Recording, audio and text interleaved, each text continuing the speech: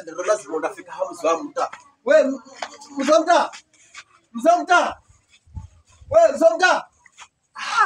Hebu mtoto hano hebu. Bwira rikoba vino. Bwira rikoba.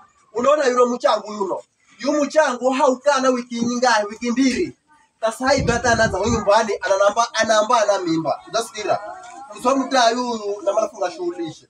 Ino mimba ni hani. Hebu gira hano bukara kala uzireka shughulisho kala mpore. Hebu mriche mwanzo. Mriche. Na anambire yo mimba ni hani. Hao hiteye tu. Kwa visho unamba yuyu mcheo wao kanyumbani. Ana wiki mbili sana huya anamba na mimba. Takala ndio uoda kuikubali. Bukara hana maajabu gani? Mimba ndio kitu cha maajabu jeri.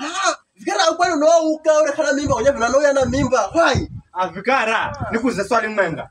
Yuna mcheo shida ni mimba hebu ni mche mwenye. Na malana mbire kala mimba ni hani. Bano ni wakwenda wiki mbili. Mche mudza mwenye za vivi be unamuhayusa kamimba katekenye bendo unamuhayusa mwanangu vivi. Bukara mimi nina suluhisho. Haya nena mimba zile kwa vishokare uzamba kenzi au yene mimba kwa nyumbani ba. Na malana mbire. Anambire shana mbire mina beni very serious kabisa. Ni beni hebu mbira na Bukara ikazi ya uzamta mimi vivi na miaka 4. Na wakaenzi pressure bule.